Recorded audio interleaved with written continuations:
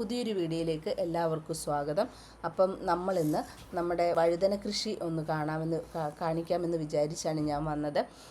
വഴുതന കൃഷിയിൽ അത്ര വലിയ രീതിക്കൊന്നും എനിക്കറിയില്ല, പക്ഷേ എങ്കിൽ പോലും ഈ കുറച്ച് നാളുകളായി നമ്മൾ വഴുതന വെച്ച് അതിൻ്റെ പോരായികകളും അതെന്ത് ചെയ്യണമെന്നൊക്കെ കുറേശ്ശെ കാര്യങ്ങൾ നമുക്ക് മനസ്സിലായി തുടങ്ങിയിട്ടുണ്ട്.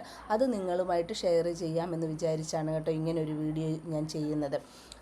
ഇപ്പം ഈ നിൽക്കുന്നത് എൻ്റെ വഴുതനയാണ്. ഇത് വെച്ചിട്ടിപ്പോൾ ഒരു 2-3 മാസമായി കേട്ടോ. അത്യാവശ്യം നല്ല രീതിക്ക് എനിക്ക് അതിനകത്തുനിന്ന് വിളവ് കിട്ടുന്നുണ്ട്. എന്നെ സംബന്ധിച്ച് ഞാൻ ഒത്തിരി വഴുതനങ്ങ ആയി കിടക്കട്ടെ എന്ന് വിചാരിച്ച് നിൽക്കുന്ന ആളല്ല. നമുക്ക് ഒരുവിധമായി കഴിഞ്ഞാൽ ഉടനെ തന്നെ ഞാൻ അധികം ഒത്തിരി വലുതാകാനും നിർത്തില്ല, മൂപ്പിക്കാനും നിർത്തില്ല കേട്ടോ. അതിന് മുന്നേ തന്നെ ഞാൻ എടുക്കും വഴുതനങ്ങയും തന്നെയല്ല, എല്ലാ വിളകളും അങ്ങനെ എടുക്കും. അപ്പോൾ എനിക്ക് ടെറസിൽ അത്യാവശ്യം ഒരു 5-6 മൂട് വഴുതന ഉണ്ട് കേട്ടോ. അപ്പോൾ ഞാൻ സാധാരണ വഴുതന വെക്കുക എന്ന് പറഞ്ഞു കഴിഞ്ഞാൽ നേരത്തെ പല രീതിക്ക് ആദ്യമൊക്കെ വെച്ചിരുന്ന ചുമ്മാ മണ്ണ് നിറച്ചായിരുന്നു. എങ്കിലും നമുക്ക് അത്യാവശ്യങ്ങളിലൊക്കെ ആയിട്ട് ഉണ്ടായി കിട്ടും.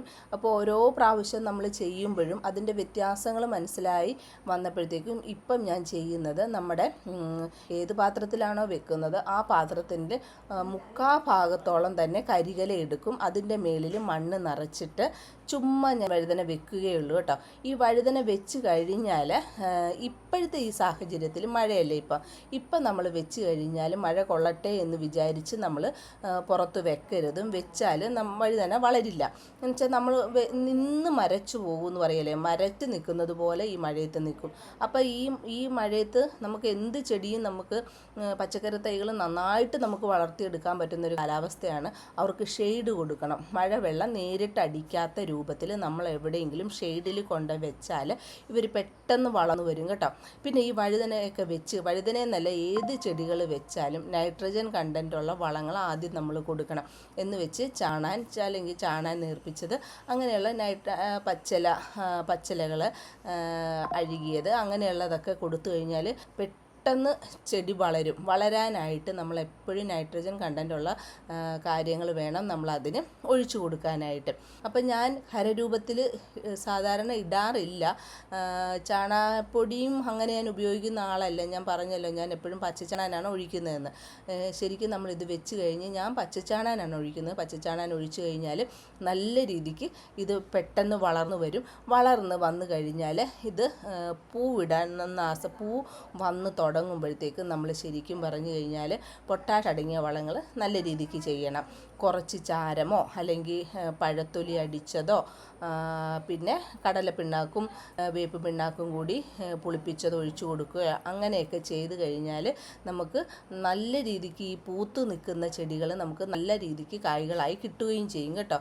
അതുപോലെ തന്നെ ഈ പൂത്ത് കഴിഞ്ഞാൽ ഇതിനകത്ത് ചാഴി എന്ന് പറഞ്ഞു കഴിഞ്ഞാൽ കൊമ്പൻ ചാഴി, നമ്മൾ ഈ നമ്മുടെ മേത്തൊക്കെ ഒരു പ്രാണി വന്നു കഴിഞ്ഞാൽ ഒരു മണം വരികയല്ലേ, അതതിൻ്റെ ചെറുതാണ്. എങ്കിലും കൊമ്പൻ ചാഴി എന്നൊക്കെ പറഞ്ഞാൽ വലിയ തരത്തിലുള്ള ചാഴികളാണ്. അതൊക്കെ വന്ന് കയറി ആക്രമിക്കാനുള്ള സാധ്യത ഇതിന് വളരെ കൂടുതലാണ്. വഴുതന, മുളക്, തക്കാളിയൊക്കെ പെട്ടെന്ന് കേടുവരുന്ന ചെടികളാണ്. പിന്നെ വഴുതനയ്ക്ക് വരുന്ന ഏറ്റവും വലിയത് നമ്മൾ നിൽക്കുന്ന വഴുതന പെട്ടെന്ന് വാടി പോകുന്നത് നമ്മൾ കാണാറുണ്ട്. അത് അടിവഴിയുള്ള കീടങ്ങളുടെ ആക്രമണമാണ്. അങ്ങനെ കാണുകയാണ് എങ്കിൽ നമ്മൾ വഴുതന വെച്ച് കഴിഞ്ഞാൽ എപ്പോഴും വേപ്പ് പിണ്ണാക്ക് ഇട്ട് കൊടുത്തോണ്ടിരിക്കണം. വേപ്പ് പിണ്ണാക്ക് ഇട്ട് കൊടുത്തോണ്ടിരുന്നാൽ വേരി കൂടിയുള്ള രോഗങ്ങൾ ഒരു പരിധി വരെ നമുക്ക് തടയാൻ പറ്റും. പിന്നെ ഞാൻ ഈ സ്യൂഡോമോൺ അങ്ങനെയുള്ള കാര്യങ്ങൾ ഇപ്രാവശ്യം അധികം നല്ല ഉപയോഗിച്ചിട്ടേ ഇല്ല. കാര്യം സ്യൂഡോമോണൊക്കെ ഞാൻ ഓരോ പ്രാവശ്യങ്ങളും ഞാൻ ഇതിനു മുന്നേ സ്യൂഡോമോൺ ഉപയോഗിച്ചിട്ടുണ്ട്. അങ്ങനെ എപ്സം സോൾട്ട് അങ്ങനെയുള്ള ഓരോ കാര്യങ്ങളും ഓരോ തവണയും നമ്മൾ കേൾക്കുന്ന അനുസരിച്ച് ചെയ്തിട്ടുണ്ട്. ഇപ്രാവശ്യം സ്യൂഡോമോൺ അങ്ങനെ ഒന്നും ഞാൻ ചെയ്തിട്ടില്ല. ഞാൻ വേപ്പ് പിണ്ണാക്കിനെയാണ് ആശ്രയിച്ചിരിക്കുന്നത്. എന്തെങ്കിലും നമുക്കൊരിത് തോന്നിയാൽ അപ്പം വേപ്പ് പിണ്ണാക്ക് തളിച്ചു കൊടുക്കുകയും അത് ചുവട്ടിൽ ഒഴിച്ചു കൊടുക്കുകയൊക്കെയാണ് ചെയ്യുന്നത്. എനിക്ക് വലിയ പ്രശ്നങ്ങളൊന്നുമില്ല. പിന്നെ ഒന്ന് ശ്രദ്ധിച്ചാൽ മാത്രം മതി. അധികം വലിയൊരു തക്കാളീനെ പോലെയൊക്കെയുള്ളൊരു വലിയ പരിചരണം വേണ്ടാത്തൊരു ചെടിയാണ് വഴുതന.